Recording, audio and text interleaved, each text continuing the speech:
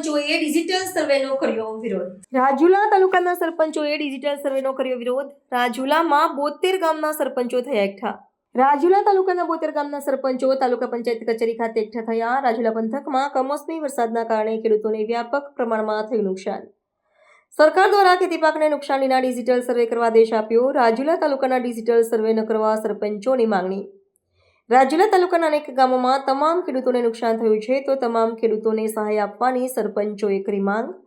તાલુકા વિકાસ અધિકારી સમક્ષ 72 ગામોમાં સર્વે ન કરવા સરપંચોએ કરી રજૂઆત. આજે જે આ કમોસમી વરસાદ પડ્યો છે એનાથી ખેડૂતોને ખૂબ મોટા પ્રમાણમાં નુકસાની થઈ છે. તો સરપંચોની એક જવાબદારી હોય છે જનપ્રતિનિધિ તરીકેની, ગામ લોકોના ખેડૂતોને પ્રશ્નોને વાસા આપવાની. તો આજે પ્રશ્નો અમારો એવો છે કે આ સરકાર દ્વારા આજે પરિપત્ર કરવામાં આવ્યો છે કે ડિજિટલ સર્વે કરી અને ખેડૂતોને સહાય ચૂકવવામાં આવે. પણ હર વખતે ડિજિટલ સર્વે થાય છે એમાં ક્યાંક ને ક્યાંક ઘણા ખેડૂતોને અન્યાય થતો હોય છે ને જે લોકો સહાય, અમુક લોકો સહાયથી વંચિત રહી જતા હોય છે. તો અમારા આ વખતે 72 ગામના સરપંચોએ નક્કી કર્યું છે કે આ કોઈ સર્વે કરવાની જરૂરિયાત નથી. લોકોએ અને જોયેલું છે કે આટલા દિવસથી વરસાદ પડે છે ને બધા પાકોને ફેલ થયા છે અને નુકસાન ખૂબ પ્રમાણમાં થયું છે. તો સરકાર જે મોટું મન રાખીને તમામ ખેડૂતોને સહાય આપે એવી અમારી માંગણી છે. સર્વેનું અને કોઈ ડિજિટલ સર્વેનું કરવાનું કામગીરી છે એ હાલ તો સ્થગિત કરી અને સરકાર ડાયરેક્ટ ખેડૂતોના ખાતામાં પેકેજ જાહેર કરીને એને સહાય સીધી ખેડૂતોને આપે એવી અમારી માંગણી છે. આ બાબતે અમે તાલુકા વિકાસ અધિકારીને આજે સૂચના આપી છે કે અમારા 72 ગામમાં એક પણ ગામમાં સર્વે કરવા આપની દ્વારા ટીમ ન મોકલવામાં આવે એવી અમે હાલમાં લેખિતમાં રજૂઆત કરી છે. ને એમના દ્વારા પણ અમને સારી એવું કીધું છે કે આપને જે માંગણી છે અમે સરકારમાં મોકલશું. આમાં એવું છે કે સરપંચોને ગામમાં 72 ગામના સરપંચો એ માટે ભેગા થયા છે કે રાજુલા તાલુકાનું કોઈ એવું ગામડું નથી કે જ્યાં 5 થી 7 દિવસ વરસાદ નથી વર્યો અને પુષ્કળ ખેડૂતોનું નુકસાન થયું છે. તમામ વસ્તુમાં નુકસાન થયું છે. ડુંગળીની અંદર, કપાસની અંદર, સિંગ, તૂર 100% નુકસાન છે.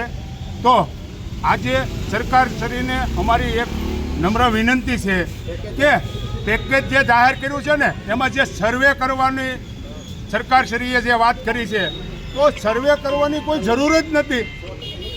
100% તો નુકસાન છે. તમામ ગામડોની અંદર છે. આજે મિનિટરો પણ સર્વે કરી ગયા છે, મિનિટરો પણ પોતે જોઈ ગયા છે. તો આનું મહત્ત્વ એવું છે કે ગામડાની અંદર કોઈ પણ ગામમાં સરપંચ હોય છે તો સરપંચની પણ જવાબદારી હોય છે. તો સરપંચની જવાબદારીમાં એવું બને છે કે 7 દિવસની અંદર સર્વે કરવામાં આવે છે. તો કોઈ સંજોગે કોઈ ગામની અંદર, મોટા ગામની અંદર 5 ખેડૂત 12 ગામ ગયા હોય અને કાલે કરશું, પરમ દિવસ કરશું એમ કરતાં મગજમાંથી નીકળી ગયો અને એ 5 ખેડૂત વંચિત રહી જાય કે સહાય વગેરેના રહી જાય તો ગામના સરપંચની માથે પાયરો ટોપલો ઢોળાય છે. તો સરપંચને શું કરવાનું? આવા કિસ્સા અમારે આજે 50 વર્ષની ઉંમરની અંદર અમે જોયું છે. તોકતેના વાવાઝોડાની અંદર કયેક સરપંચોને એનો સામનો કરવો પડ્યો છે. આગળ શું માંગ છે તમારી? આગળ અમારી માંગ એવી છે કે તમામ ખેડૂતોના સેટેલાઇટથી તમારું પણ સર્વે થયેલું છે. તમને પણ સરકારશ્રીને ખબર છે કે કોના ખેતરમાં સિંગ છે, કોના ખેતરમાં કપાસ છે, કોના ખેતરમાં તુવર છે, કોના ખેતરમાં ડુંગળી છે. સેટેલાઇટથી સર્વે થયેલું જ છે. સરકારશ્રી પાસે બધા ગામના સરપંચોના ડેટા છે. બધા ખેડૂતોની યાદી પણ બધી વસ્તુની જરૂર છે. નુકસાનીની કોઈ સર્વે કરવાની કોઈ જરૂર નથી. જેની ફૂલની તો ફૂલની પાકડી જે સરકારશ્રીને યોગ્ય લાગે એ ખેડૂતોને બધાને 72 ગામના ખેડૂતોને તમામને એનો લાભ મળે અને એની નુકસાનીનો એને ફૂલની તો ફૂલની પાકડી આપે એવી અમારી માંગ છે. જય હિન્દ, જય